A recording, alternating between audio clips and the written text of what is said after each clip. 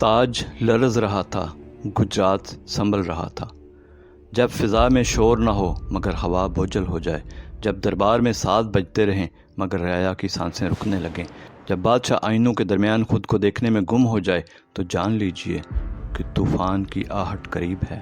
1744 سے 1748 یہ وہ 3.5 سال تھے جو محمد شاہ رنگیلا کے عہد کے آخری مگر ہولناک صفحے تھے۔ شاہی خیموں میں ریشمی لباس، دربار میں قوالیاں اور باہر ہندوستان کی سرزمین پر ایران سے آنے والے نادر شاہ کے گھوڑوں کی چاپ۔ یہ وہ لمحے تھے جب مغل سلطنت کے مرکز کی بنیادیں ہلنے لگیں اور گجرات جیسے صوبے جو کل تک ایک نظم کا استعارہ تھے، اب خود بے یقینی کے کردار میں گھر گئے۔ لیکن یہ وہ دور تھا جہاں صرف سوالات باقی تھے۔ کیا سلطنت کے یہ بکھرتے دھاگے دوبارہ جڑ سکتے تھے؟ کیا یہ افسران صرف تعیناتی کے کاغذوں میں قید تھے یا تاریخ کے کچھ سچ ان کے ہاتھوں نے رقم کیے؟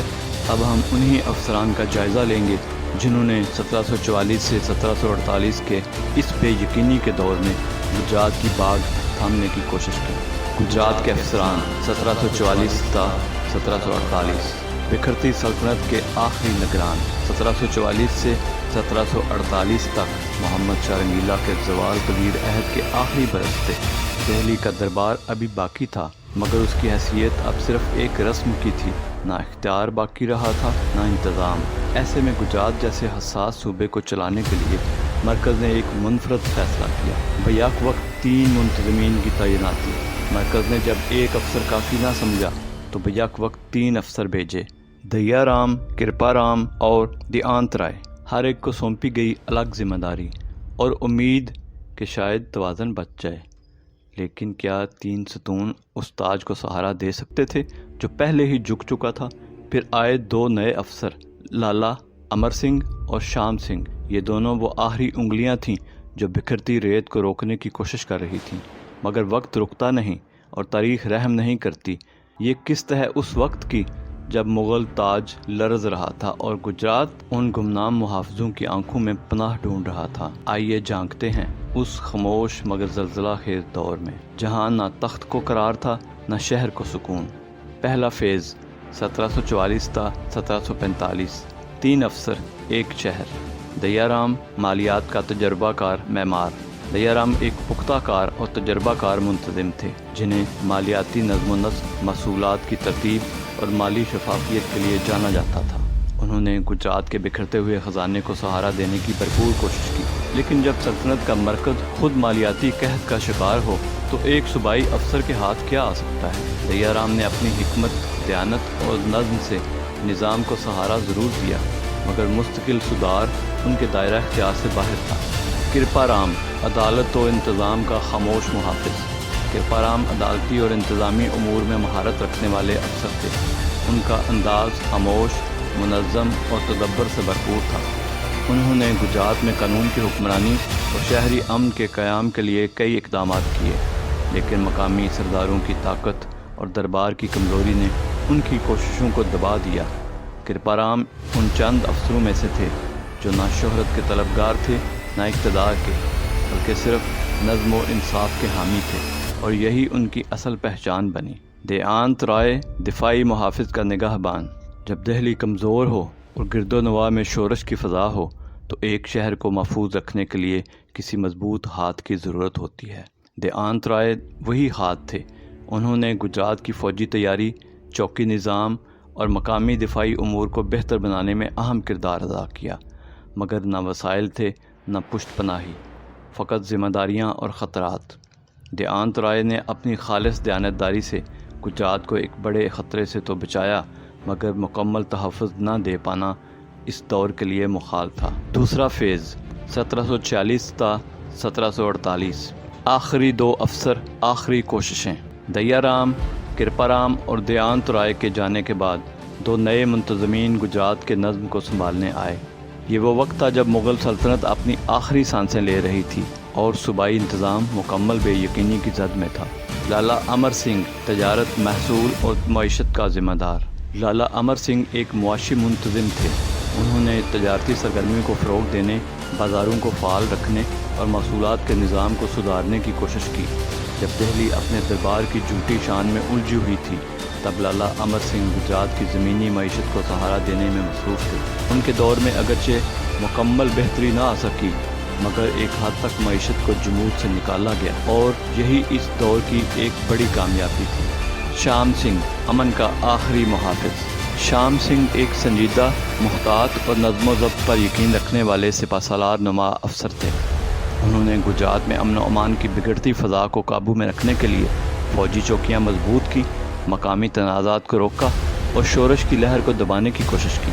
لیکن جب دہلی خود دفاعی صلاحیت کھو چکی ہو تو گجرات کی حفاظت چند چوکیوں اور دلیر دلوں کے سہارے ہی ممکن تھی۔ شام سنگھ انہی دلوں میں سے ایک تھے۔ ان پانچوں افسروں دیا رام، کرپا رام، دیانت رائے، لالا امر سنگھ اور شام سنگھ نے ایک ایسی سلطنت کے نمائندے ہونے کا بوجھ اٹھایا جو اب خود اپنا بوجھ سنبھالنے کے قابل نہ رہی تھی۔ انہوں نے اپنی حیثیت سے بڑھ کر کام کیا، مگر جب تخت ہی بکھر چکا ہو تو ستون کتنی دیر تک سہارا دے سکتے ہیں۔ نادر شاہ کا حملہ، دہلی کا زوال، گجرات کا خوف۔ ایران کے پہاڑوں سے ایک سناٹا اٹھا تھا۔ وہ صرف گھوڑوں کی ٹاپیں نہیں تھیں، وہ ایک صدی کے زوال کی صدا تھی۔ 1747 سے پہلے نادر شاہ ہندوستان کی سرحدوں پر آ چکا تھا۔ وہ نہ صرف سپہ سالار تھا بلکہ ایک خون ریز ذہن کا حامل حکمران بھی۔ اس نے شمالی ہندوستان پر وہ قہر ڈھایا جو دہلی کی گلیوں میں صدیوں تک سنایا جاتا رہا۔ نادر شاہ اگرچہ جغرافیائی طور پر ایران سے آیا تھا لیکن وہ نسلاً افشاری ترکمان قبیلے سے تعلق رکھتا تھا جو خراسان کے علاقے میں آباد تھا۔ اس وقت ایران کی سلطنت میں خراسان بھی شامل تھا، لہٰذا وہ ایران کا حکمران کہلاتا تھا، مگر اس کی نسل، زبان اور طرز حکومت ایرانیوں سے مختلف تھی۔ تاریخ میں نادر شاہ کو عموماً ایرانی فاتح کہا جاتا ہے، مگر در حقیقت وہ ایک ایرانی سلطنت کا افغان النسل سپہ سالار تھا جس نے 1736 میں صفوی سلطنت کے زوال کے بعد خود کو شاہ ایران قرار دیا۔ اس کی فتوحات، ذہانت اور سنگدلی نے اسے ایشیا کا نیپولین بنا دیا۔ دہلی میں جو قتل عام ہوا اس کی گرد گجرات تک پہنچی۔ گجرات پر نادر شاہ نے براہ راست حملہ تو نہ کیا مگر اس کے اثرات نے فضا کو لرزا دیا۔ بازاروں میں سناٹا، جاگیرداروں میں خوف اور افسران میں بے بسی تھی۔ نادر شاہ نے صرف ایک شہر پر حملہ نہیں کیا، اس نے سلطنت کے غرور کو توڑ دیا۔ نادر شاہ نے 1739 میں دہلی پر حملہ کیا اور مغل سلطنت کی بنیادیں ہلا کر رکھ دیں۔ اس نے دہلی میں قتل عام کیا، خزانے لوٹے اور تخت طاؤس و کوہ نور جیسے قیمتی نوادرات ساتھ لے گیا، مگر اس نے محمد شاہ رنگیلا کو معزول نہیں کیا بلکہ محمد شاہ کو اس کے تخت پر بحال کر دیا گیا تاکہ سلطنت مغلیہ کا وجود رسمی طور پر باقی رہے اور وہ ایران کے لیے خطرہ نہ بنے۔ محمد شاہ رنگیلا نے 1748 تک حکومت جاری رکھی اور اسی سال اس کی وفات کے بعد اس کا بیٹا احمد شاہ عرف احمد شاہ بہادر تخت پر بیٹھا۔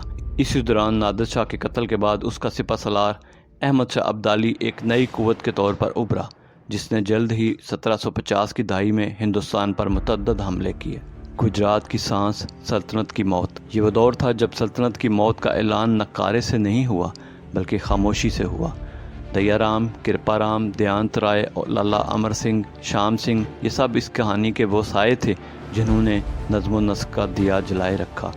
نہ ان کے پاس سلطنت کی طاقت تھی نہ دربار کی سند، لیکن انہوں نے زوال کی پگڈنڈی پر امید کا چراغ ضرور جلایا، اور جب محمد شاہ رنگیلا کے ساتھ مغل شان کی آخری روشنی بھی بجھ گئی تو گجرات کی تاریخ میں یہ افسران ایک ایسے باب کی طرح محفوظ ہو گئے جسے پڑھ کر ہم جان سکتے ہیں کہ گمنامی بھی کبھی عظمت ہوتی۔ قسط نمبر 14 میں دیکھیے، جب گجرات نے آنکھوں میں خون دیکھا۔ لیکن کہانی یہاں ختم نہیں ہوتی، کیونکہ محمد شاہ کے بعد آنے والا عہد صرف زوال کا تسلسل نہیں بلکہ وہ وقت تھا جب گجرات نے لوٹ مار، سازش اور جنگ کو اپنی گلیوں میں رقص کرتے دیکھا۔ قسط نمبر 14 میں ہم ذکر کریں گے احمد شاہ ابدالی کے ابتدائی عزائم، دہلی کی زنجیروں کا ٹوٹنا اور گجرات کی زمین پر پڑنے والے خونی قدموں کے نشان۔ تیار رہیے، اگلی قسط میں تاریخ رحم نہیں کرے گی۔